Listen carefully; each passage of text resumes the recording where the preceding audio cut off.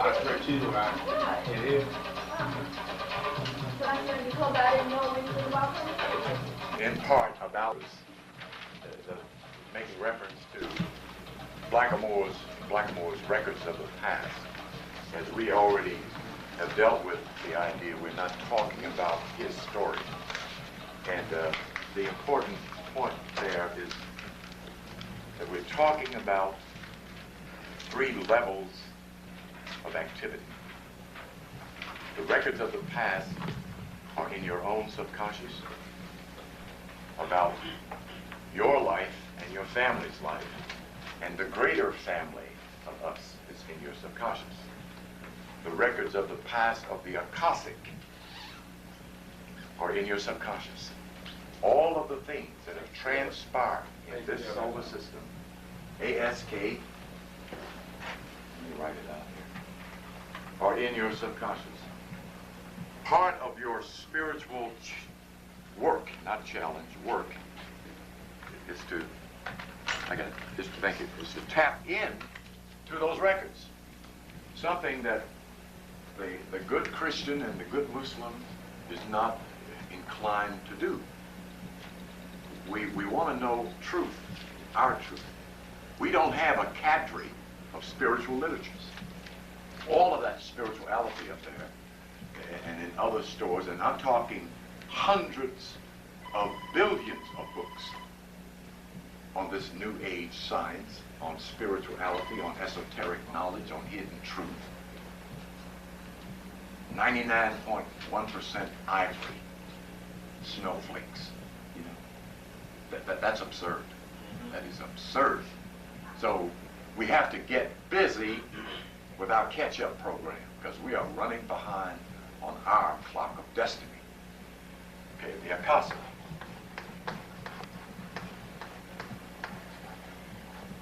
K-A-S-H. I don't even know how to spell it. I'll just spell it. S-H, is that it? Right. Okay, Akasha. Okay, that's good enough.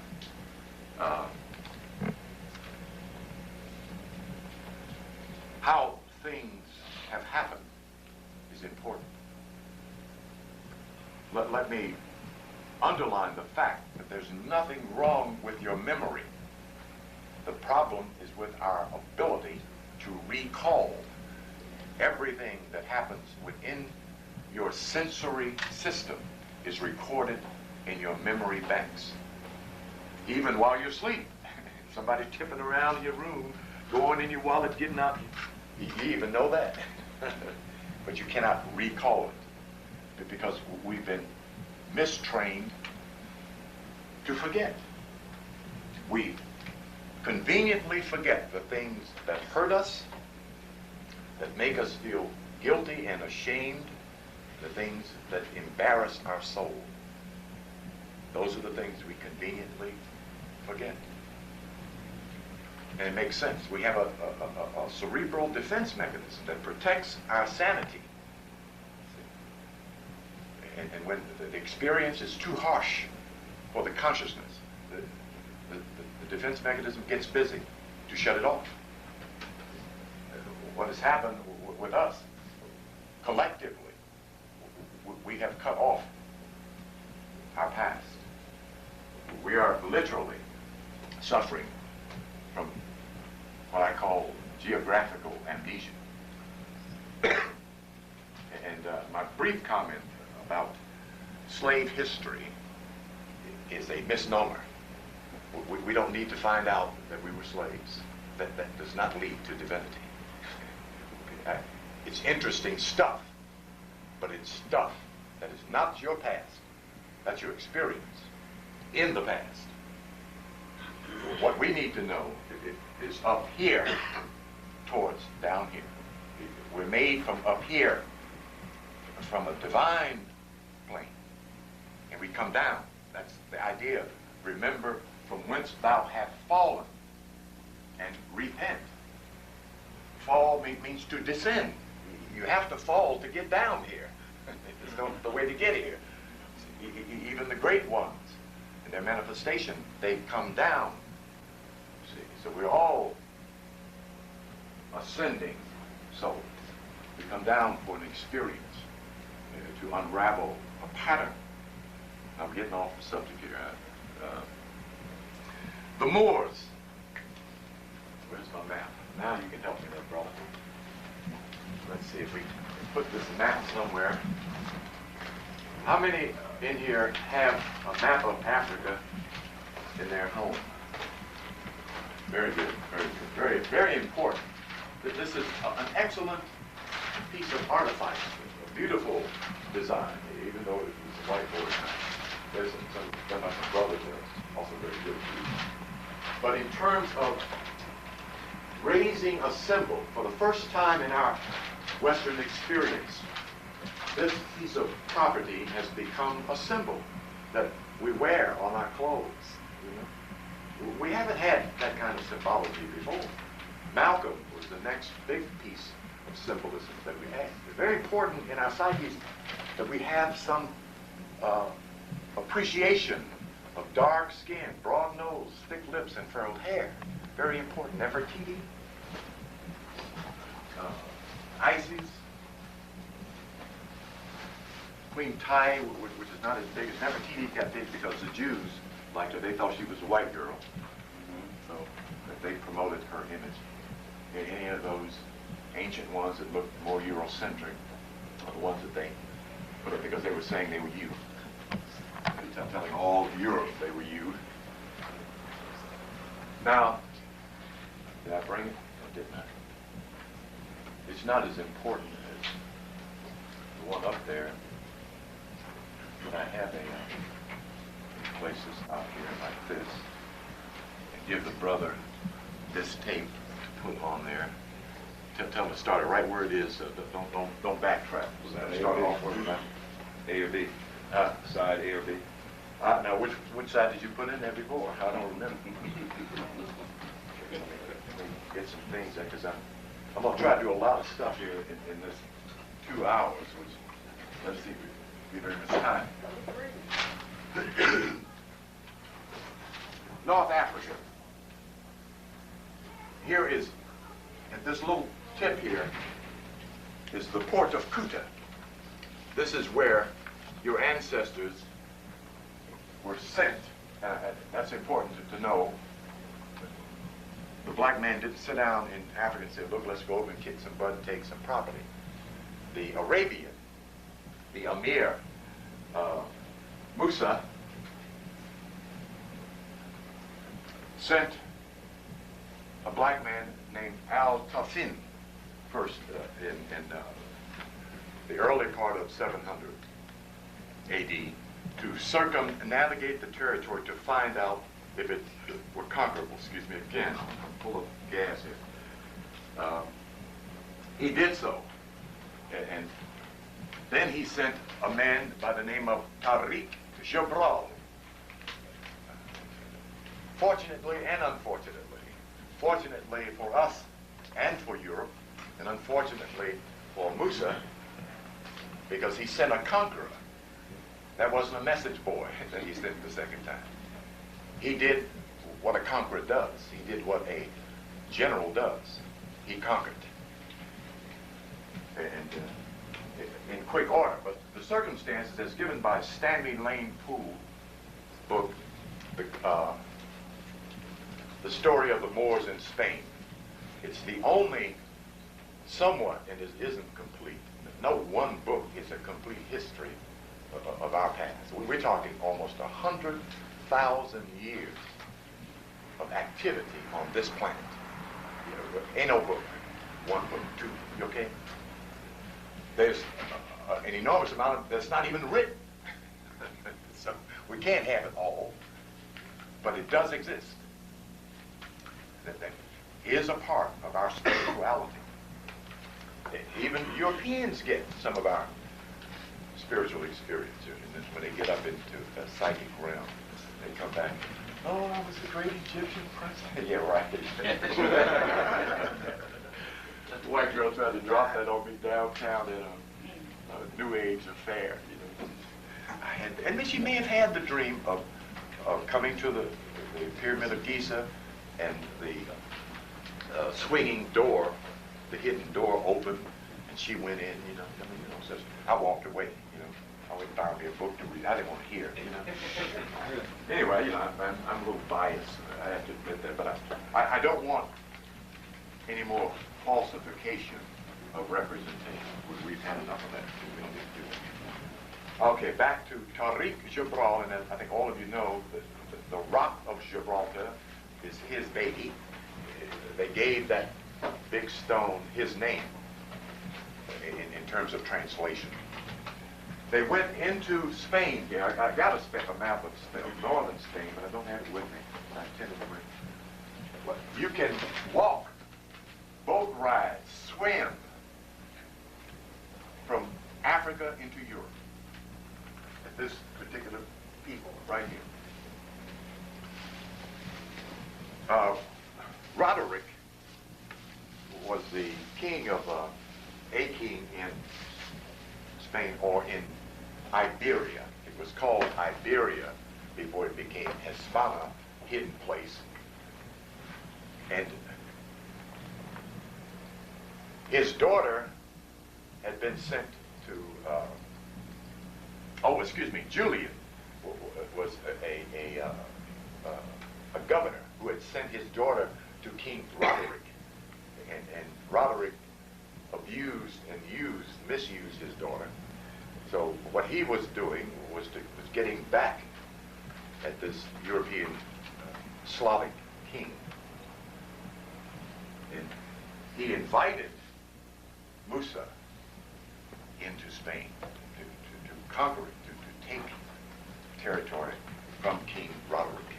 That's the story, the legend of how we got involved in this episode, so to speak. But evidently the Creator had plans. The one thing that the academians in this book, let me hold this book up for them.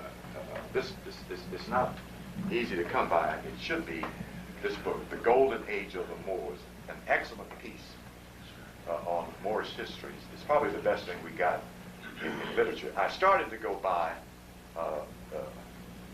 Nature Knows No Color Line by J.A. Rogers. There are 3 chapters on the Moors in that book. You know, that book is so important. My buddy, the brother I was working with last year, his spirit woke him up at 5 o'clock in the morning. He told him to go in this den. He'd had the book 5 years. You know, he knew about C.M. Bay. He had C.M. Bay's pamphlets, Spark of Destiny. He had other Moorish articles. He had the book and never opened, because the title is deceptive. You know, you think it's going to talk about nature having no color line. and J.A. filled it up. It has about 20 pages of coats of arms of Europeans with your ancestors' face on them hanging in their house, saying that those were their ancestors. I mean, he found over 200 of them in some libraries in Europe, and just brought forward a few. Okay, let me get some more important information here to deal with this. So that's how our ancestors got into Europe this time. We were there before under the leadership of Hannibal, the great Hannibal, the military genius of our lineage, and dropped plenty of seed. That's why you have brown skin, dark skin Italians all over the place who don't want to be black, you know. That's their problem. I don't want to claim them either. They got a murderous history. I don't know what their problem is. Anyway, what we're dealing with here is a line drawn between present and past. What we were doing before slavery is what Moorish history tells you about as it is recorded. My projection is all of our history is Moorish history, because we have always been Moors and shall always be lords of the earth, what that prestigious name means. But in terms of cataloging this level of history,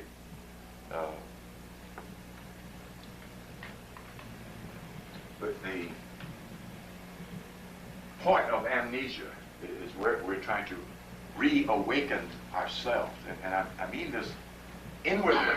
You literally are working to remember.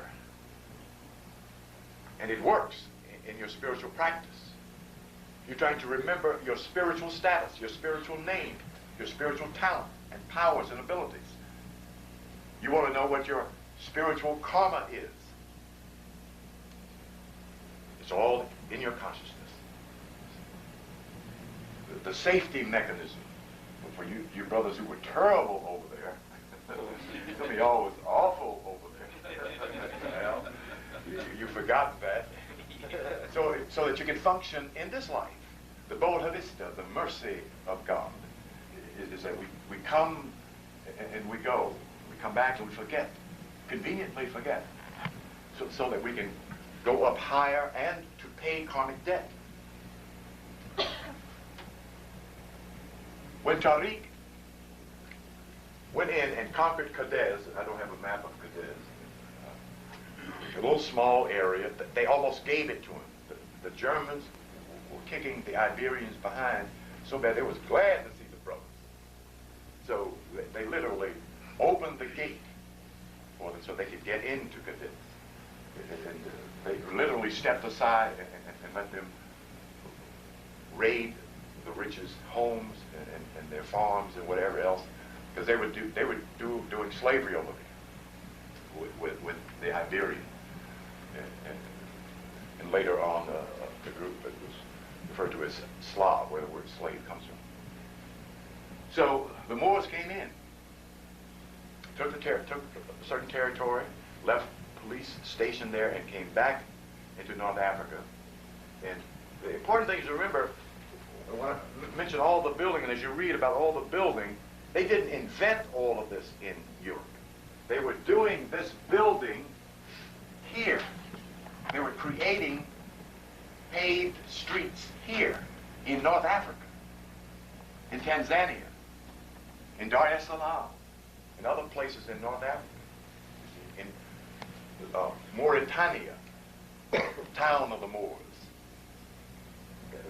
The European leaves the impression that when they got to Europe, that they became creative. Oh, really? Well, okay. So that we understand, we're talking about the traveling of a particular kind of brain. You see? And I'm not talking about men. I'm talking about men and women. You see? Queen Nzinga was a warlord with magical powers. When the Arabs chased, this was before 700, they chased her into the forest, she created a fog so thick that they couldn't even see them. They were standing right in their faces, and the European, the Arabian soldiers got sick in this midst of whatever that was she created.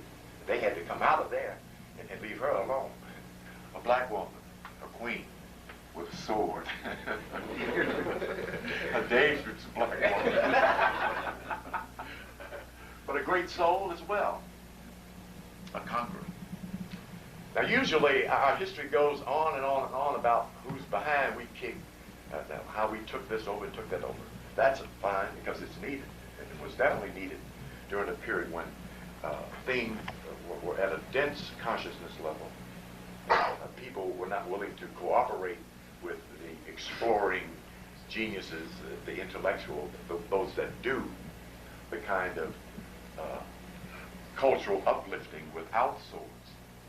So the conquering spirit goes in first and reduces the resistance of a people, and then they bring culture. That had been the previous process in the evolution of the African Moor as the rest of the world evolved on his rug. You see, our records of the past are represented by the cultural rug that every other race is standing on. As strange as that sounds. But if you take a look at the African presence in early Asia, you'll get a better perspective as you take a look at the African presence in early Americans. Who we are talking about when we talk about the ancient ones, the teachers, the masters, the saviors, the gods, the inventors, your ancestors in every country and culture that you can think of. The black man and the black woman led the way in human development, human evolution.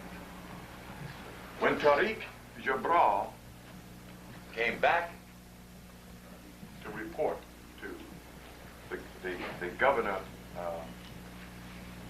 I can't think of his first name, the title, Musa got off his horse, walked over to him, and slapped him in the face with his whip and had him arrested.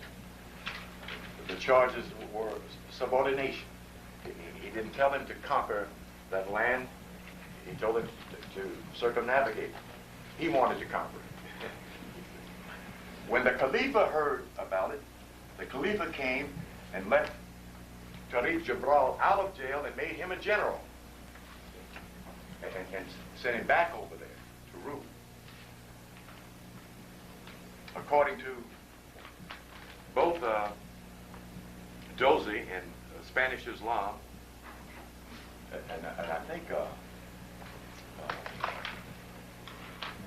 Samuel A. Poole mentions it in his book, the Black-A-Moor, the African Moor, went east in, I keep trying to turn like I got a Spanish map today, went east in Spain. The Arabian went west, where Granada is, Valencia, Barcelona, and the other cities of Spain that matured rapidly is where your ancestors went, where the buildings started. Paved streets, running hot and cold water inside. We're talking 800 AD, folks, in Europe. Your folks know how to put a toilet in even then.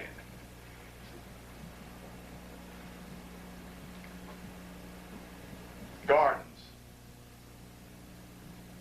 fruit vineyards, the agricultural system of irrigation, as well as what is called the, I keep reaching for this, I got it somewhere, the shafo or shafa. It's made like this.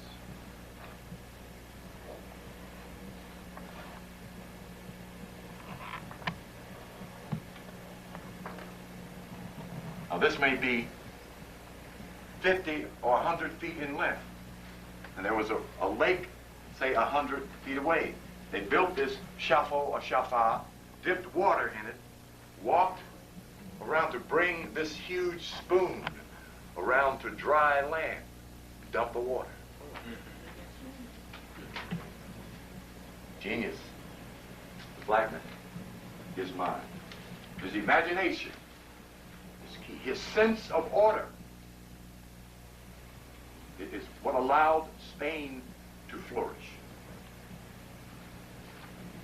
But also remember, he was a conqueror, but he came in with a Eastern ethic. He set the slaves free, drew a line and told the Iberian, do you believe in Allah and his prophet? I believe. And step across this line and you're free and no taxation. Tore up the Catholic Church's dominance over the people that were there. The rich, they took the land and gave it to those that were working the land. They began to build schools in Europe. They began translating. And now, this was not done, according to these brothers here, this was not done by the African alone. The Arabian was a part of this venture. But we want to understand something. The African is the builder. The reason we know that, when we look at the records of the past of the Arabian and the African, we see a desert people on one side and a house-dwelling people on the other. So we don't need to question who did the building. Okay? We know our ancestors did the building by the big building in the middle of the earth. Our house is the blueprint of how to put up a house. See, so we don't need to ask anybody who did the building. As the master builder. Now, Elizabeth Cooper, in her book, Medieval Masonry, she talks about the stonemasons. They came into Europe as stonemasons. And the stonemasons, of course, were those who had the architectural know-how to build what later became the churches, as they were also building mosques there, who had the technological know-how to structure the beautiful cathedrals that the kings and queens of Europe wanted in their domains. They wanted castles. They had the know-how.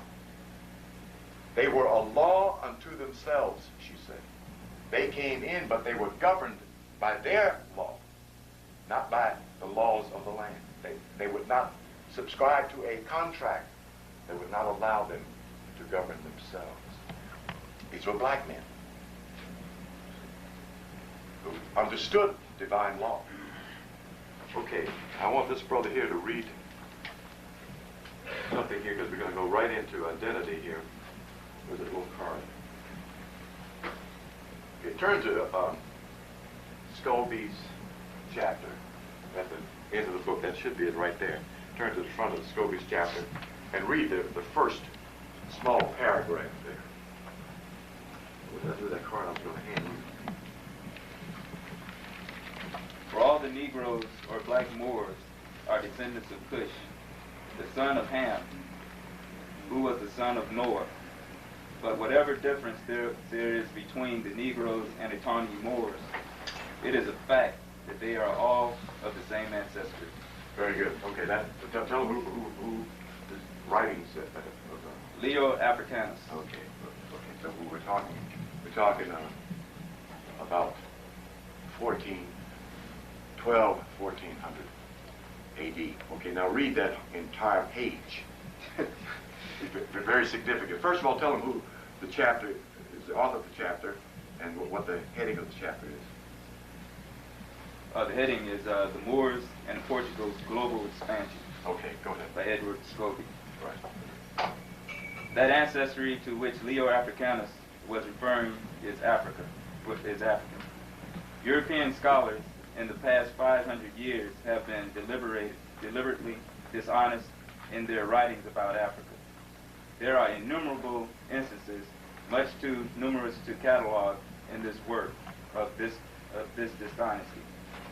However, we cannot ignore the fact that certain Western scholars have claimed that the Moors belong to every other race except African.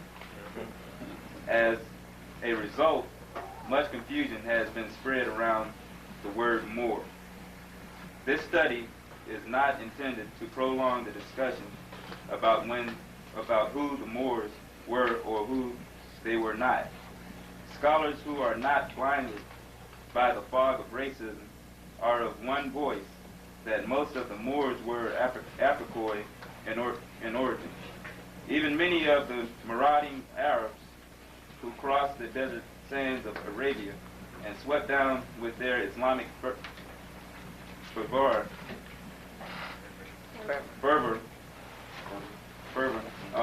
northern regions of Africa, then crossing the Sahara and moving further southward.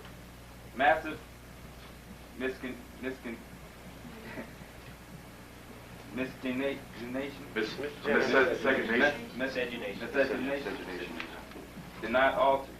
did alter the picture, producing people who were of all shades, from jet black to very near white. Dr. Chancellor Williams hits the nail on the head once and for all when he asks and answers the question. Now again, just who were the Moors? The answer is very easy. The original Moors, like the original Egyptians, were black Africans. As amalgamations become more and more widespread, only the Berbers, Arabs and coloreds, and the Moroccan territories were called Moors, while the darkest and black-skinned Africans were called Black-A-Moors.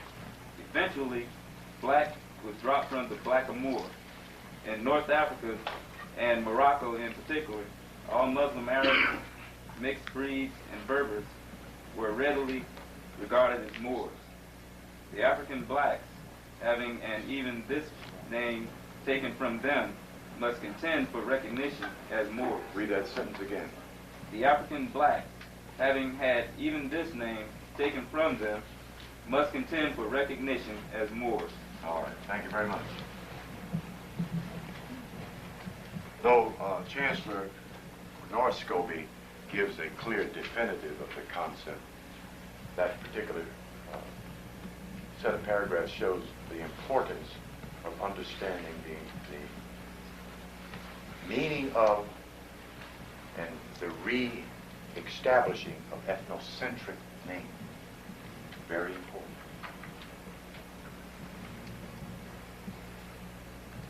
So we know that a part of the problem has been miseducation, and now as we look at the Masonic order and the literatures that make reference to ancient Egypt and the wealth of cultural creativity in that territory, that someone was masquerading as you and telling your ancestors that they were of no good report.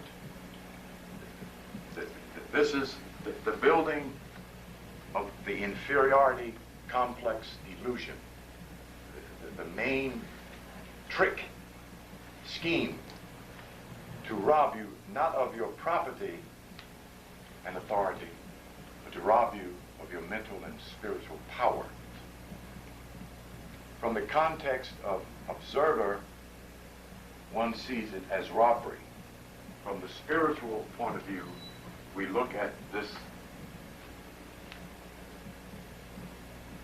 descent as karma.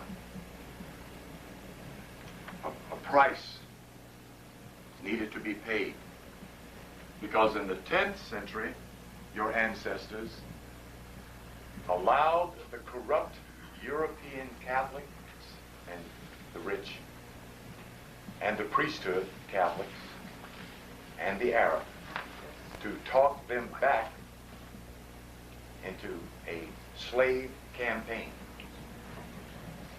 Now, I'm trying to find this little